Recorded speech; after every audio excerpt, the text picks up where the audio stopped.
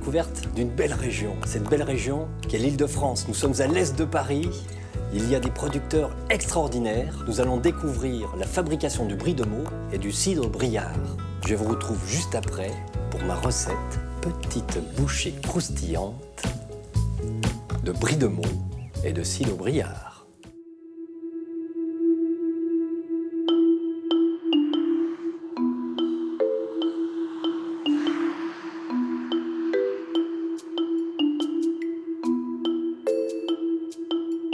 À une cinquantaine de kilomètres de Paris s'étend un vaste plateau au relief peu marqué, la Brie.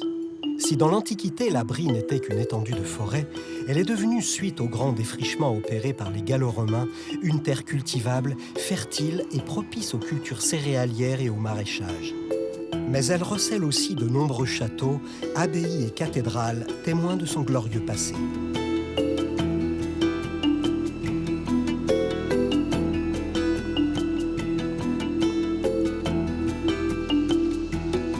La principale fierté de la région est son fromage éponyme.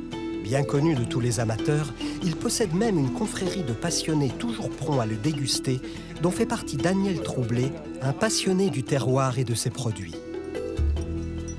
La Brie a toujours été une terre riche, donc avec une grande agriculture. On trouve encore des fermes, grosses fermes briardes, qui sont les héritières directes de l'époque romaine. Donc on a toujours cultivé dans cette région. Et puis, bien sûr qu'on a fait du fromage parce qu'on avait des vaches laitières et que chaque fermier, ayant même une seule vache, 14-15 litres par jour, a transformé ce produit naturel qu'est le lait en fromage pour avoir de la nourriture toute l'année. Mais on y fabrique aussi une boisson typique de l'ouest de la France et que l'on n'associe pas spontanément à cette région, le cidre. On a toujours eu des vignes dans la région. Il y a plein de noms de villages qui attestent par leur lieu-dit ou par leur rue que c'était un pays de vignobles qui ont été détruites par l'épidémie de phylloxéra à la fin du 19e siècle. Et ça a accru la surface plantée de vergers de pommiers. On a toujours fait du cidre en Brie, mais bien évidemment qu'avec l'épidémie de phylloxéra, on a fait encore plus de pommes et encore plus de production cidrière, qui hélas aujourd'hui a quand même pas mal diminué.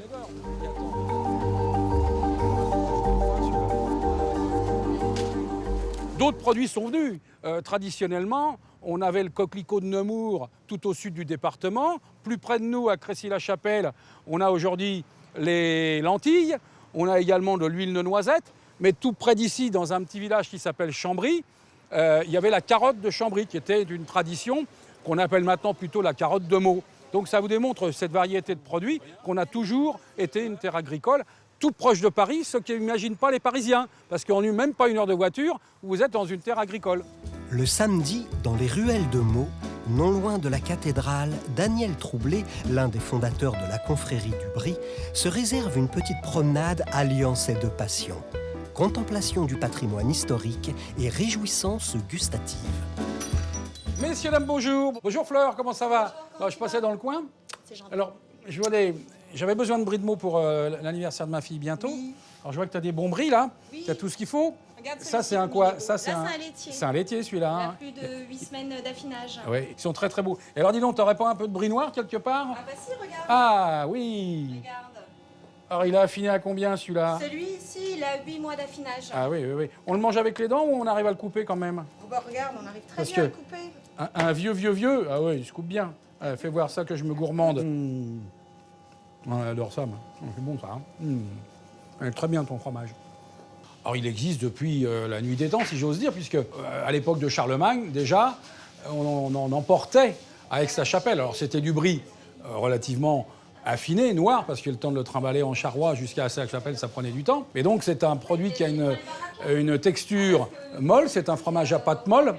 Et donc on a un fromage qui ressemble au camembert. Mais pourquoi? Parce que le brie est le père du camembert. Le camembert, c'est un brave curé meldois qui est allé en vacances chez sa cousine Marie Harel à Camembert, à qui il a expliqué comment on faisait depuis la nuit des temps ce fromage qu'on appelle aujourd'hui le brie de Meaux, qui était fait dans toutes les fermes.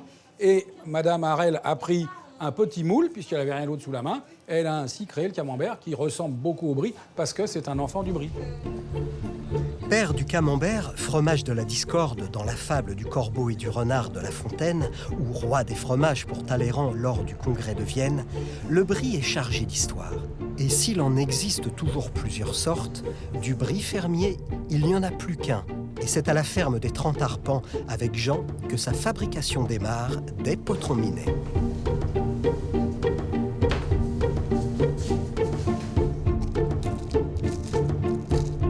Le matin, c'est calme. J'ai les enfants qui dorment en haut. Donc, je déjeune tranquillement.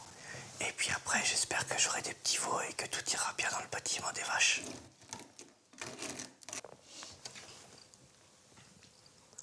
Comme tout métier, il y a des avantages et des inconvénients, mais quand on est passionné, qu'on aime, on se lève et on y va dans la joie et la bonne humeur.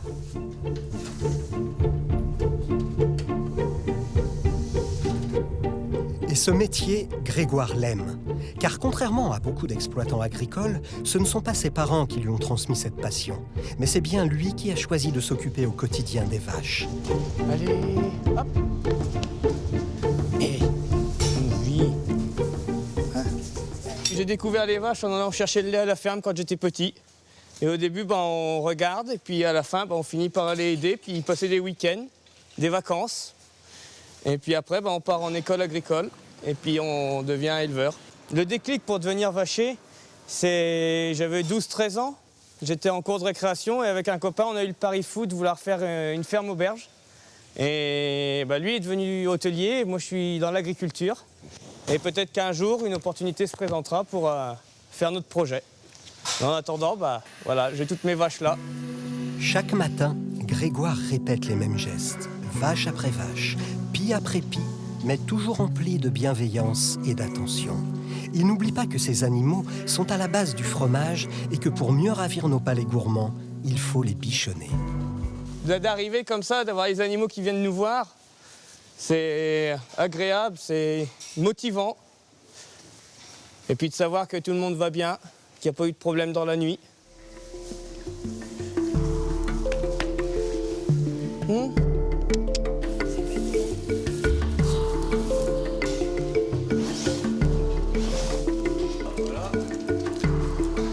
Le secret pour avoir un bon lait, c'est vrai qu'il y a plein de choses qui l'influencent, mais c'est des bonnes conditions d'élevage, une bonne alimentation et des vachers qui sont zen et qui prennent le temps de caresser les animaux et puis de leur apporter tous les soins qu'il faut pour qu'ils soient bien.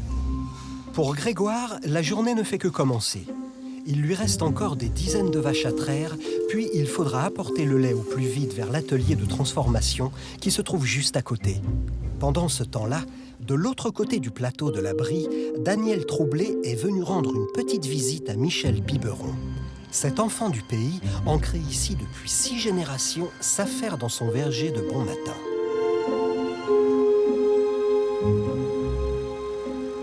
Salut Michel. Bonjour Daniel. Je te dérange en plein boulot. Ben non, Ça va, je c'est t'embête avec pas là, plaisir. je te fais pas perdre trop de Venu temps. faire un petit tour à verre de l'eau. Oui, c'est la première fois que je viens ici. Ben oui. On se rencontre généralement On se sur des rencontre, foires. Sur des foires, Ouais. aux Mais là, confréries. Mais Voilà. c'est intéressant parce que j'avais jamais vu comment on récoltait des pommes. Voilà, On est en pleine saison là. On est en pleine saison, En plein donc dedans. là, la récolte est mécanisée, donc Ouais, c'est ouais. des vergers qu'on a replantés donc, avec les enfants là, depuis 15-20 ans. Ah ouais. Et voilà, donc Et t'as combien de pieds de pommiers là? on a à peu près 5000 pommiers répartis 5000. sur 9 hectares de pommiers. Ah d'accord. Hein, donc, Et t'as plusieurs espèces de pommes? donc on a 25 variétés différentes, donc des vieilles variétés brillardes essentiellement. La Faro, je La parie. Faro, Ouais. comme C'est à peu près la seule que je connais moi. La Faro, la Joséphine, c'est aussi une locale. Belle hein. Joséphine, La Belle Joséphine, la Barrée. La Barrée, Ouais. et nous avons aussi des Rainettes du Mans. Et donc cette pomme Faro fait partie du patrimoine culinaire d'Île-de-France. C'est vrai. Ah oui. Elle était cueillie avant et emmenée au Halles. Ah ouais. Donc il y avait des camions qui passaient ramasser dans les fermes les pommes cueillies. D'accord. Les plus belles partaient pour la consommation de pommes de bouche et les plus petites passaient pour le cidre et le jus de pomme.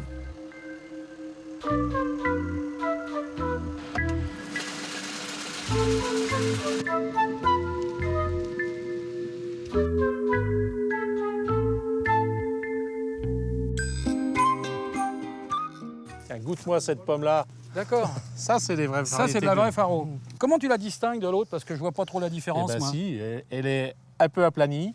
Ah ouais. Et tu as sa partie intérieure où il y a le pétiole qui est très, très marbré et brun. Brun vert, ouais. Enfin, toute ouais, une d'accord. découpe. Et D'accord. c'est la typicité de la Faro, ça. Alors, Donc ces variétés de pommes-là, l'intérêt qu'elles ont, c'est qu'elles ont un équilibre sucre-acidulé qui nous fait un cycle de sucré acidulé et qui nous amène aussi des arômes, comme la Faro a certains arômes très fruités, un petit goût banané, même des fois quand elle est très mûre. Ah bon. Donc c'est ce qui fait le charme de ces vieilles variétés pour un bon équilibre de produits, donc pour faire nos cidres et nos jus de pommes.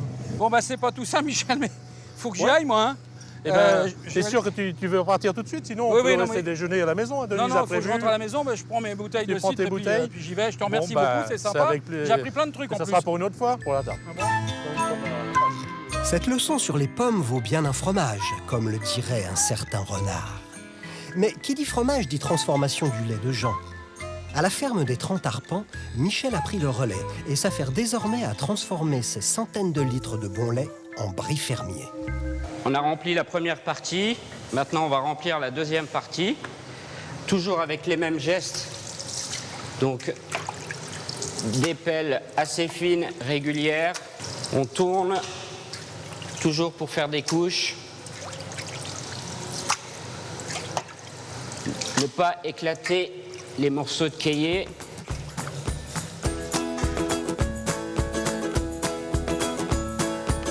Ensuite, c'est affaire de patience. Goutte après goutte, le petit lait quitte la meule et le brie commence à apparaître. Il faut encore le démouler, le retourner régulièrement et le laisser sécher. Un brie pèse en moyenne 3,8 kg au démoulage. Pour finir à l'affinage à 3,5 kg. Donc en moyenne, on n'est pas réglé exactement au gramme près tous les jours, il y a des variations. La dernière étape consiste à le saler avant de l'entreposer en cave d'affinage. C'est là que le pénicillium, cette bonne moisissure, se développera sur toute sa surface et que ce brie fermier au lait cru commencera à exprimer ses arômes.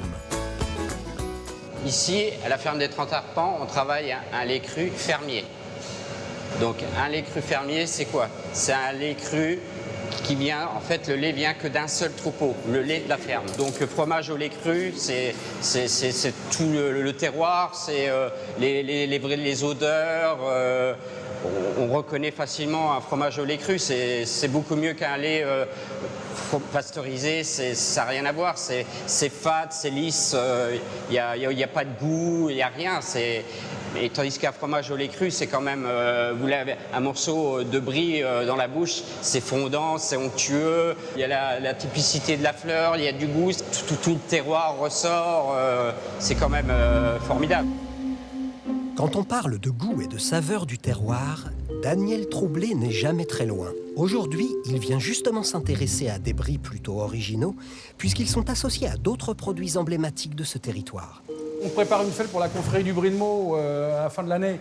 Vous n'auriez pas quelques petites spécialités à me montrer, là? Vous tombez bien, je vais vous faire goûter les produits qu'on est en mesure de vous faire déguster. Ah bah chouette. Et qui seront des produits festifs. Je vais vous faire déguster maintenant une autre spécialité de la ferme des 30 arpents, qu'on a mis au point il y a quelques mois, ce qui était un brie à la moutarde de Meaux, moutarde pommerie, qui va sans doute vous plaire également. On a passé un accord avec la moutarde de Meaux pommerie, pour avoir une moutarde de la meilleure qualité possible.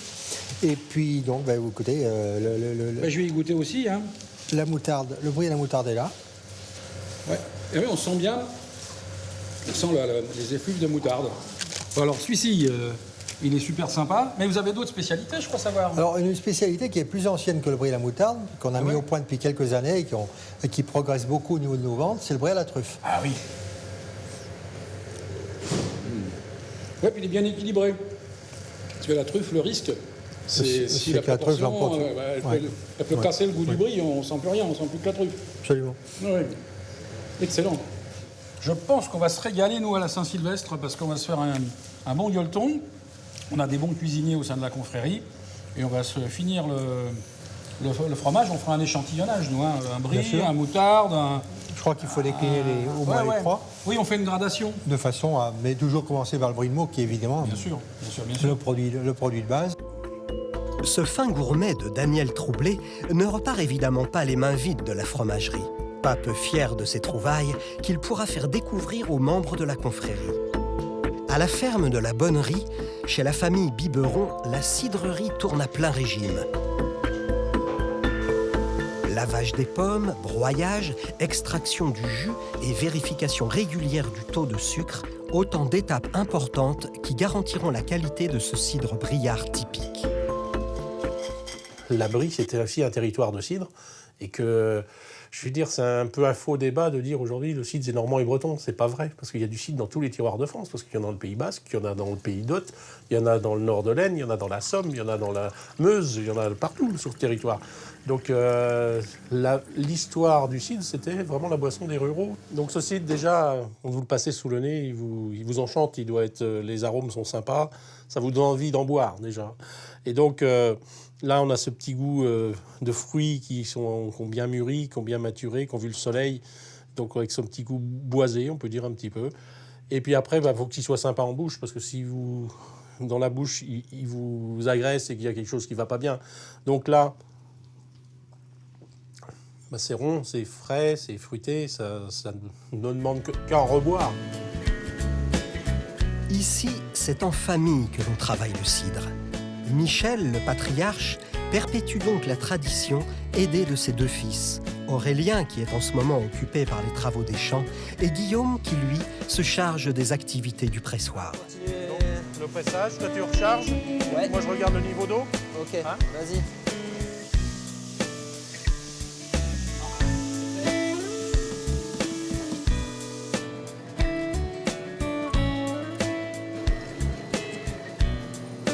Pendant que les hommes sont au cidre, Denise, la mère d'Aurélien et de Guillaume, prépare sa spécialité, la tarte aux pommes dominicale faite avec les fruits du verger.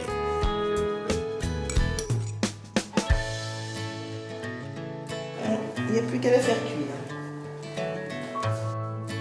Aucun des hommes de la maison ne raterait cette pause gourmande et providentielle qui leur permet de faire le point sur le travail qu'il reste encore à effectuer. Coucou Denise, c'est moi. J'amène un petit peu de cidre pour accompagner la tarte. Ah, très bien. Pour ça qu'Aurélien, on va pouvoir continuer à ramasser des pommes parce qu'ils annoncent assez beau. Et puis comme la semaine prochaine, ils annoncent beau, donc il faut qu'on avance quand même notre récolte. Hein, parce qu'après, s'il pleut, ça va aller moins bien. Les grues sont passées hier. Les grues sont passées hier. Bon, c'est que l'hiver arrive là. Allez, on va prendre un petit verre de cidre avec ça. Merci Guillaume. On a bien réussi cette année le cidre. Hein. Il ne sauve pas, il s'ouvre tout seul. Je pense qu'on va refabriquer comme l'an dernier, à peu près 10 000 litres de jus. Hein. D'accord. La famille Biberon peut avoir une certaine fierté à vouloir aujourd'hui perpétuer simplement les traditions de ce cidre Briard, pourtant peu connu à travers la France.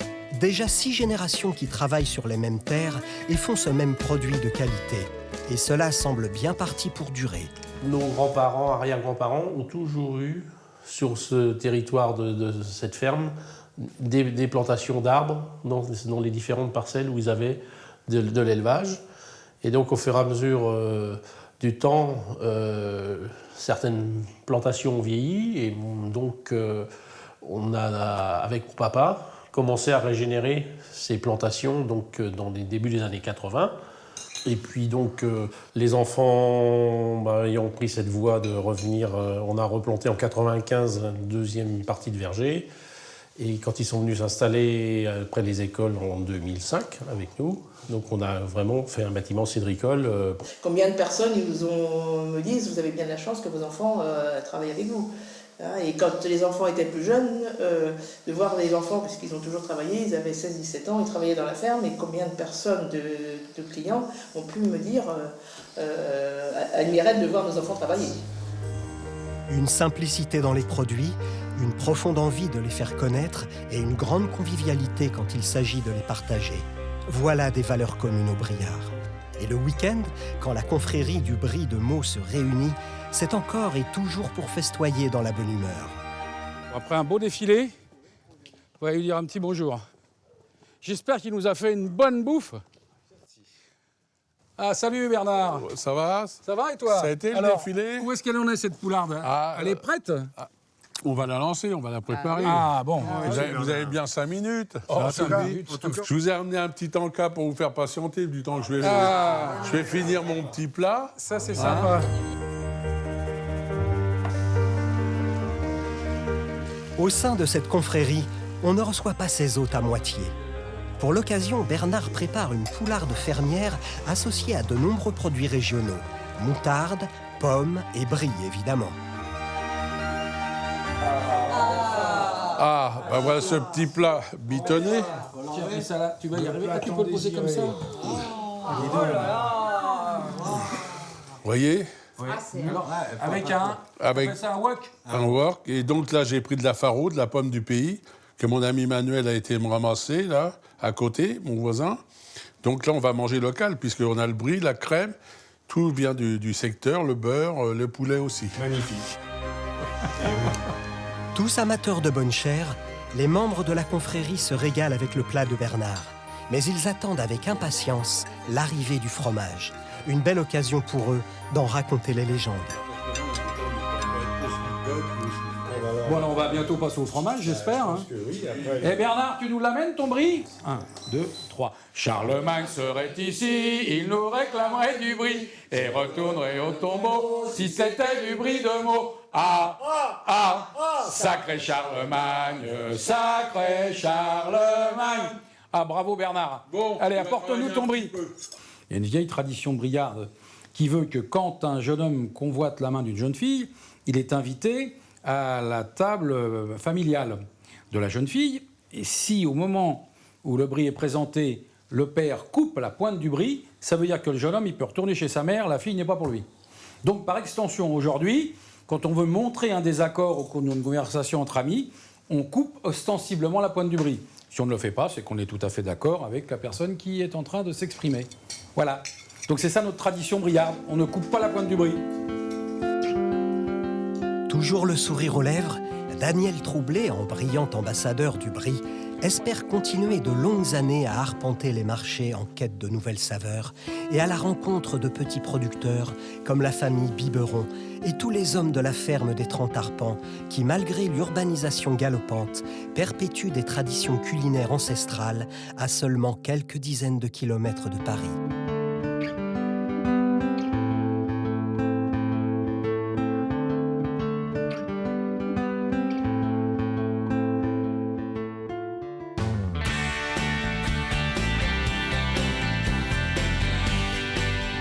Je vous propose aujourd'hui une recette à partir de brie de Meaux et de cidre briard. Pour réaliser cette recette qui est facile, il vous faut 90 g de brie de Meaux, 30 g de pistache, 2 g de curcuma à neuf, 50 g de gros chapelus, 50 g de farine.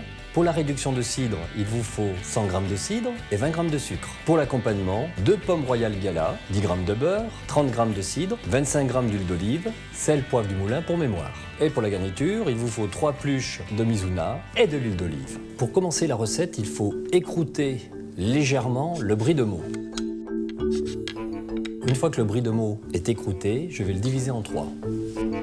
Chaque morceau va être roulé dans de la pistache légèrement concassée.